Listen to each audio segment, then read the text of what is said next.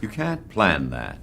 You hope it happens between actors, but it doesn't always. Tony Randall was known for being polished, respectful, and completely devoted to his craft. But there is one name that never came up again after The Odd Couple ended: Brett Somers. The silence was deafening, and now we know why. What happened behind the scenes shocked those closest to him and explains the decades-long grudge that fans never saw coming. Tony Randall was never the kind of actor to chase controversy. In fact, he seemed to run from it. Known for his razor-sharp timing, buttoned-up elegance, and an unmistakable air of sophistication, Randall carved out a career that stood in stark contrast to the chaos and scandal that often surrounded Hollywood. Whether on stage in a Neil Simon play or delivering a wry one-liner on a late-night talk show, Randall brought an old-school sensibility that made him feel more like a refined New York intellectual than a television comedian. He was not just admired, he was respected. And in an industry where personal drama often grabs headlines faster than talent, Randall made it a point to stay above the noise. From the 1950s through the early 2000s, Tony Randall was a fixture of American entertainment. He became a household name thanks to a string of successful television roles, film appearances, and countless game show panels. But it was The Odd Couple that truly immortalized him. His portrayal of Felix Unger,